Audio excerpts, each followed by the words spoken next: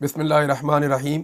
سب سے پہلے میں شکریہ ادا کرنا چاہتا ہوں جو قومی کانفرنس کے انعقاد میں جن لوگوں نے بڑی محنت کی، بڑی کوشش کی۔ 3 نام جو ہیں وہ مجھے پتہ چلے کہ ان لوگوں نے دن رات ایک کر کے گراؤنڈ پہ تمام فستائیت اور جبر کے باوجود بڑا زور لگایا۔ اس میں میڈیا کے بھی ہمارے کچھ دوست ہیں، لیکن اخونزادہ یوسف زئی صاحب، ناصر شرازی صاحب اور شائستہ کھوسہ صاحبہ خصوصاً یہ لوگ بہت زیادہ مبارکباد کے مستحق ہیں کہ انہوں نے ریاستی جبر کے سامنے گھٹنے نہیں ٹیکے اور اس کانفرنس کو اپنے انجام تک پہنچایا ہے۔ اور میں امید کرتا ہوں کہ آئندہ بھی یہ سلسلہ جاری رہے گا، اور یہ جو ایک ڈائیلاگ نیشنل لیول کا شروع ہوا ہے یہ وسعت پکڑے گا، اس میں مزید لوگ شامل ہوں گے اور ہم کسی نتیجے تک پہنچیں گے بحیثیت قوم۔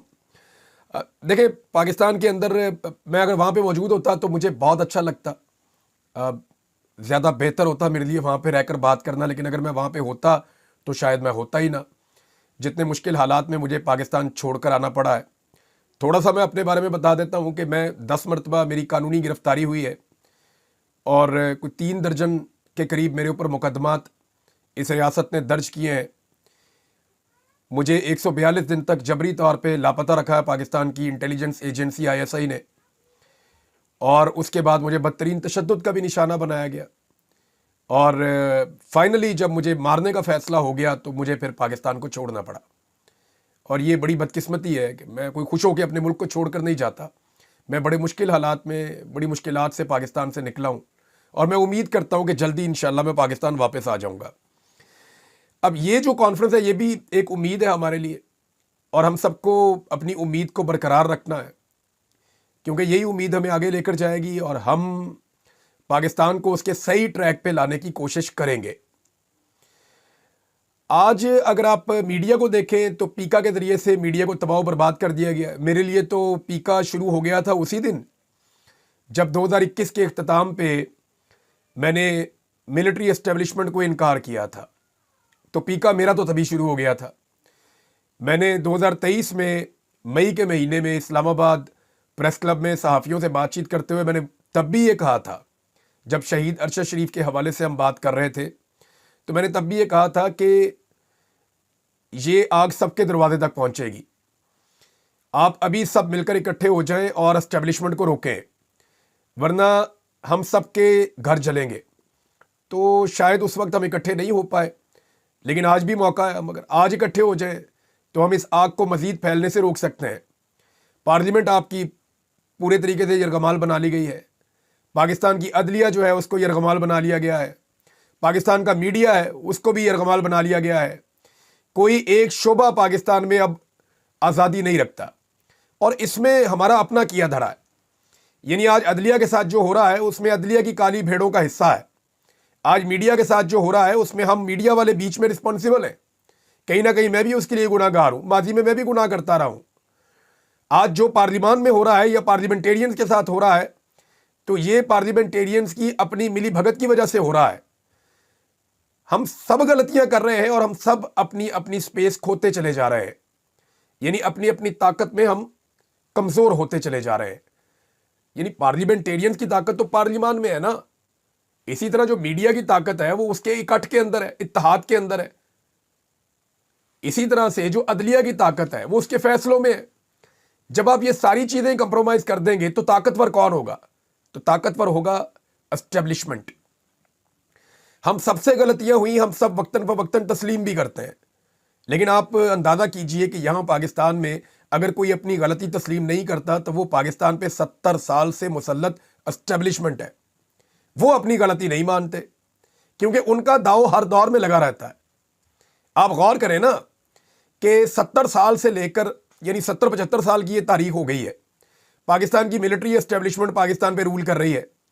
4 دفعہ مارشل لاء بھی انہوں نے لگایا، ڈائریکٹ آئے، کئی دفعہ انڈائریکٹلی وہ جیسے آج کل کر رہے ہیں، وہ یہاں پہ حکومت ہمیشہ کرتے رہے۔ جب جب کبھی کسی نے ان کا رستہ کاٹنے کی کوشش کی انہوں نے اس کا پتہ صاف کر دیا، چاہے ماضی میں ذوالفقار جی بھٹو ہے، چاہے وہ فاطمہ جناح ہے، چاہے وہ لیاقت علی خان ہے، تو چاہے وہ اس کے بعد بے نظیر بھٹو ہے، نواز شریف ہے یا عمران خان ہے۔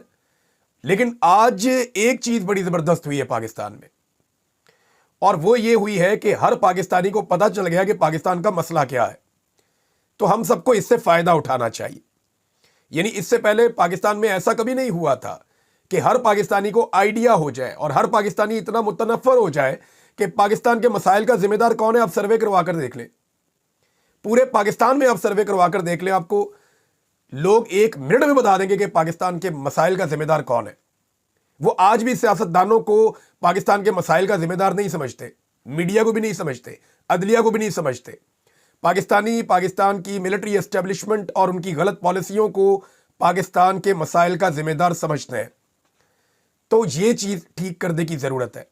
ہوتا کیا ہے کہ ہم ایک دوسرے کو بلیم کرتے ہیں کہ کل تم نے اسٹیبلشمنٹ کا ساتھ دیا تھا, پرسوں تم اسٹیبلشمنٹ کا ساتھ دے رہے تھے, آج جناب یہ والا بندہ اسٹیبلشمنٹ کا ساتھ دے رہا ہے, کل وہ ٹاؤٹ تھا, یہ ٹاؤٹ ہے. ہم یہ کہتے ہیں اور یہ کہتے بھی رہیں گے, لیکن حقیقت یہ ہے کہ اس اسٹیبلشمنٹ کی طرف کوئی انگلی نہیں اٹھاتا جو یہ سارا گند ڈالتی ہے, جو یہ سارا خرابہ کرتے ہیں.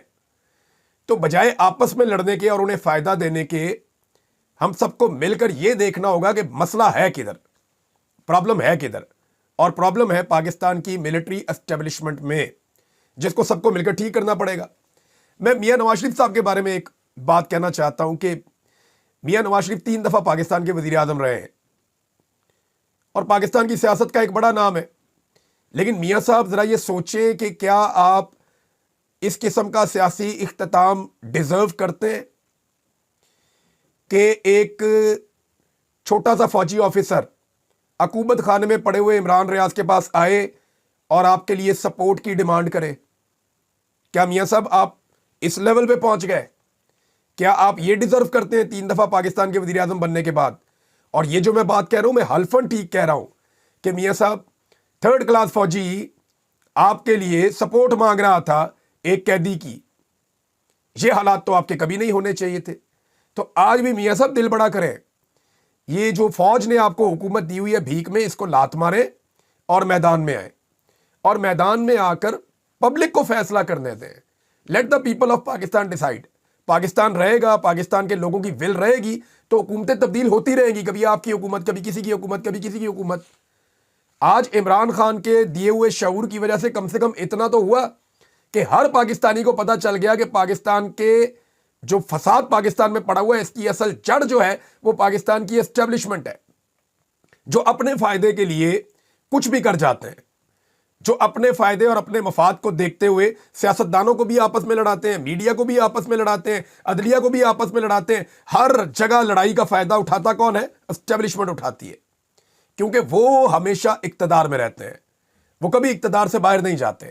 ہم میں سے کسی کا بھی ماضی شاندار نہیں ہے, ہو ہی نہیں سکتا. میں بتا دیتا ہوں, ثابت کر دیتا ہوں آپ کو, نہیں ہو سکتا. کیوں نہیں ہو سکتا؟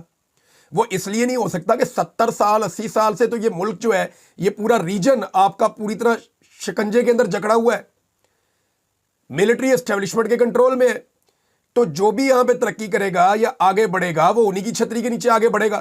کوئی ایک پولیٹیکل پارٹی یا کوئی ایک بڑی پولیٹیکل فگر یا کوئی بھی قابل ذکر شخصیت وہ ان کے اثر سے باہر ترقی کر ہی نہیں سکتی. آپ غور کر کے دیکھ لیں. اور جو کوئی ان کے اثر سے باہر نکلتا ہے وہ اس کو نشان عبرت بنا دیتے ہیں. لہذا سب کو مل کر فیصلہ کرنا پڑے گا کہ ان کے اثر سے سب ایک ساتھ مل کر باہر نکلیں. یعنی آپ کسی کو بلیم ہی نہیں کر سکتے کہ جناب آپ ذوالفقار دی بھٹو وہ ملٹری اسٹیبلشمنٹ کے ذریعے آئے تھے. عمران خان پہ بھی یہی ایلیگیشن لوگ لگاتے ہیں, حالانکہ ان کی بڑی لمبی ایک سٹرگل ہے عمران خان صاحب کی. لوگوں کو وہ لمبی سٹرگل نظر نہیں آتی, وہ صرف 2-3 سال نظر آتے ہیں یا ایک الیکشن کا ایک حصہ نظر آتا ہے. نواز شریف صاحب وہ بار بار ملٹری اسٹیبلشمنٹ کی مدد سے آئے. ابھی وہ اپنی بیٹی کو اور اپنے بھائی کو کیسے لے کر آئے؟ ایسے ہی لے کر آئے. زرداری صاحب, پیپلز پارٹی جو بہت اینٹی اسٹیبلشمنٹ بنتی تھی, آپ دیکھیں نا, بلاول زرداری کے منہ سے بروٹ میجورٹی کا لفظ نکلتا ہے, ڈنڈے والی جمہوریت کا لفظ نکلتا ہے. ان ساری چیزوں کو پلس مائنس کریں تو ہم سب نے گناہ کیے ہیں. اب بجائے اس کے کہ ہم ان گناہوں کے اوپر ایک دوسرے کو مورد الزام ٹھہراتے رہیں, ہمیں چاہیے کہ ہم مل کر کفارہ ادا کریں. اور ہمارا قومی کفارہ پتہ کیا ہے؟ کہ ہاتھ جوڑ کے سارے پاکستان کی ملٹری اسٹیبلشمنٹ کو کہیں کہ جناب آپ اپنے کردار میں واپس چلے جائیں. میرا یہ ماننا ہے کہ پاکستان کے سارے چور ڈاکو لٹیرے بھی اکٹھے ہو کر اگر ملٹری اسٹیبلشمنٹ کو اس کے اصل کردار کے اندر بھیج دینا کہ جناب آپ سرحدوں پہ جائیں, آپ بیرکس کے اندر جائیں اور آپ اپنا کام کریں, ہمیں ہمارا کام کرنے دیں, تو یہ بھی پاکستان کے لیے گھاٹے کا سودا نہیں ہوگا. آج بھی ہمیں یہ بات سمجھ آ گئی تو ہم اس ملک کو بچا سکتے ہیں. اگر آج بھی ہمیں یہ بات سمجھ نہیں آئی نا, تو 10 سال کے بعد بھی ہمیں یہی کرنا پڑے گا, 20 سال کے بعد بھی ہمیں یہی کرنا پڑے گا. آج کبھی مارک بلوچ کو ہم کہہ دیتے ہیں غدار ہے، کبھی منظور پشتین کو بول دیتے ہیں غدار ہے، کبھی ہم یہ کہہ دیتے ہیں کہ نواز شریف غدار ہے، کبھی عمران خان غدار ہے، کبھی عمران ریاض غدار ہے، یہاں بیٹھے ہوئے محمود خان اچکزئی یہ بھی غدار ہے، پاکستان تحریک انصاف بھی غدار ہے، ایک دور میں پیپلز پارٹی غدار تھی، پھر ANP بھی غدار ہے، اور ہم لوگوں کو آپس میں لڑوا کے نفرت کے بیج بو کر فائدہ کون اٹھاتا ہے؟ وہی اسٹیبلشمنٹ جو باری باری ہمیں مارتی ہے اور ایک دوسرے سے بھی مرواتی ہے۔ یہی بات ہے جو میں کہنا چاہتا تھا کہ ہمیں سمجھنا پڑے گا، اور اگر نہیں سمجھیں گے تو پھر ٹھیک ہے، جو اسٹیبلشمنٹ کا اعلی کار بنے گا، جو اسٹیبلشمنٹ کا ٹاؤٹ بنے گا، ہم تو باقی زندگی اب اسی مشن پہ گزاریں گے کہ اس کے ساتھ مقابلہ کریں گے۔ بہت شکریہ آپ سب کا میری بات سننے کے لیے، جزاک اللہ، اللہ تعالیٰ آپ سب کا حامی و ناصر ہو۔ اللہ حافظ۔